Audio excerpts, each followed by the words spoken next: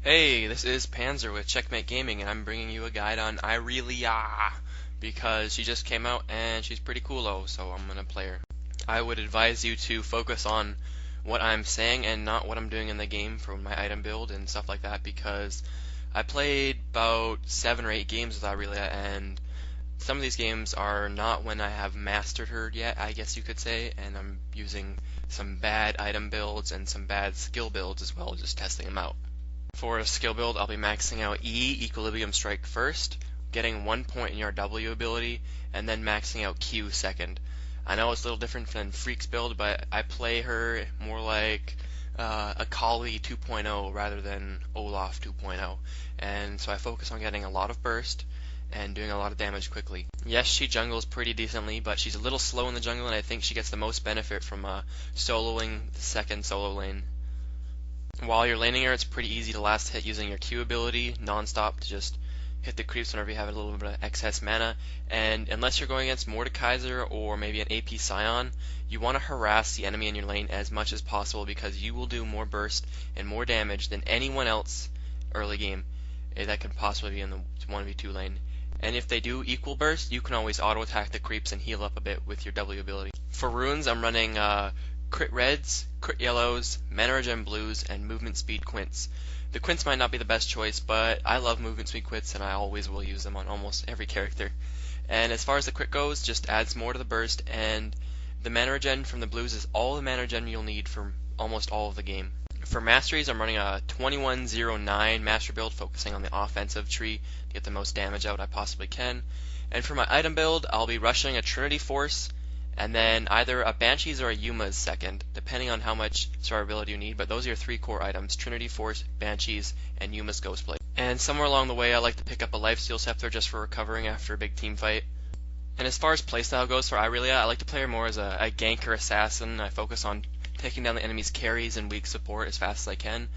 And normally when I like to engage, I tend to save my blink ability for when the enemies either flash or use one of their escape abilities, and then I immediately close the gap. So I'll run up to them and open with Equilibrium Strike, attack them a bit, and then when they flash away, I'll immediately flash on them. Now, unlike a Kali who has Smoke Bomb and Shako who has Deceive and Hallucinate to go invisible and get away from the team fights, once you're in the team fight as Irelia, you're stuck in that team fight. So you really want to use your ultimate to get the most survivability you can, because it actually heals quite a bit more than you'd expect. Normally in a big team fight, I'll act my ultimate and I'll hurl it into the biggest grouping of people I can to see how much health I can get back, and usually it helps me survive immensely longer in a team fight. As well as healing you, it does an immense amount of damage with Trinity Force. Every shot of your dagger is actually going to reactivate the Trinity Force proc, so you can get a lot of burst going off with a 4-hit combo from a Trinity Force. And as Freak mentioned in the spotlight, the range on it's quite long, and it's really good at taking down runners and people that are just straggling off with low health. Alternatively, I'll run it into a big team fight and I'll hit someone once or a couple times, then I'll back out and I'll spam my ultimate back into the team fight to heal me up, then I'll return and usually finish off most of the people remaining. The gameplay is actually from about 5 different games, 2 of which being normal games and 3 of which being ranked games, around 1630, 1650 rating. And I'm going against some pretty decent opponents. During one of the practice games, I actually go against Elements, and during some of the ranked games, there's some well-known people in there as well. And I'm not sure whether the character is a little overpowered or I was just doing really well or getting a bit lucky, but I averaged about 10 to 15 kills a game, and it was pretty ridiculous. She does an amazing amount of burst damage. And one thing to note is you should never be afraid to go toe-to-toe with anybody in this game. Maybe Warwick is the only exception to that, but that's about it. You can pretty much beat anyone in the game 1v1.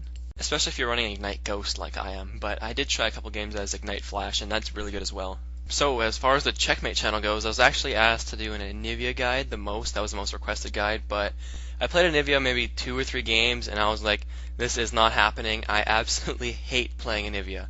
I love playing any character in the game. I'll play anyone else, but Anivia, not happening. Sorry. I think Time Mice might be doing an Anivia guide though, so all you people can be happy with that. I was planning on having this guide up actually on Monday, but the character wasn't in the game yet, and I was actually going to do it on Swain.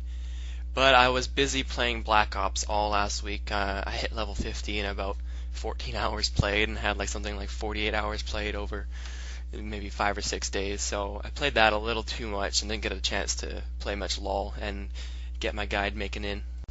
Now I want to talk about this next clip here for a little bit of a second. Here I go and trade First Blood for just a normal death, which is always a good trade, and you should always make that trade if you have the choice. Never trade a double kill though. But the clip I really want to talk about is right here, where I activate my ultimate when I'm about to die to Zillion's bombs, and actually hurl my dagger once to hit the creep, and it gives me just that sliver of HP to survive the bomb explosion. Just a little bit of an innovating way to use your ultimate. Maybe use it to stop Karth Assault or anything like that. Now on to the next topic. Checkmate Gaming has signed up for the New Egg WANFest tournament, and there's quite a few teams signed up, much more than I was anticipating. Hopefully we don't get eliminated in the first round, because you guys won't get to see a video then, because I'll be too pissed off about losing. And the tournament is single elimination for the first half of it, I do believe, so hopefully we can make it through there and show you guys a lot of great games.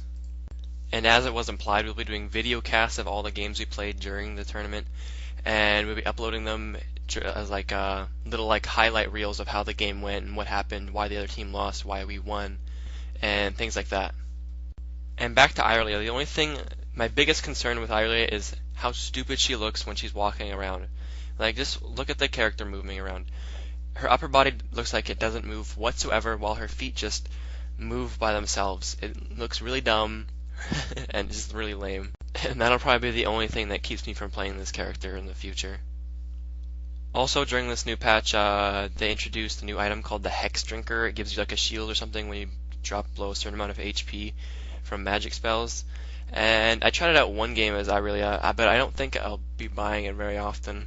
I think Banshees is still the best item to go for magic resist, especially for melee or any kind of DPS that needs magic resist. I guess if you need more than just a Banshees, it'd be the second best choice, but Banshees is still number one. Not to mention the shield you get looks exactly like Shen's shield, and if you have a Shen on your team, you'll think he's about to teleport and help you when he's really not.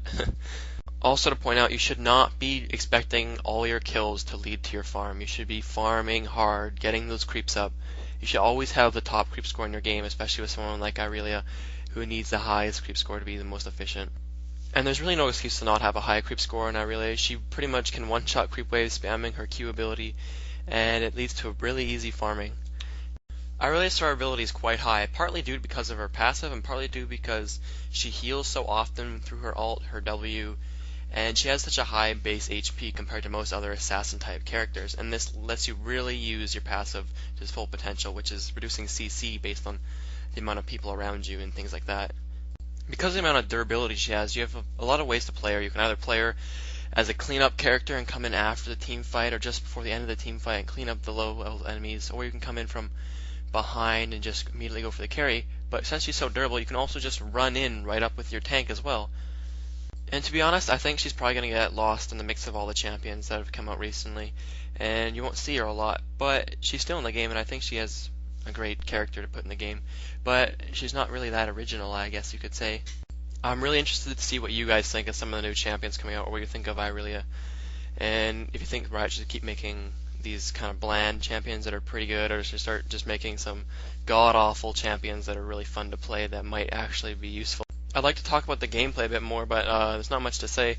We basically just roam around as a team, making sure to use our advantage and never let the other team get an advantage. Always maintain map control, and I just do my job in team fights and go for their carry and stun support and stuff like that. Once Irelia hits 6 in her lane, she's quite a beast, just like Annie is, or say LeBlanc. She has the ability to just drop kids in their lane using the EQ-R combo, especially if you rush a Sheen. It gives a much more heavy burst early game.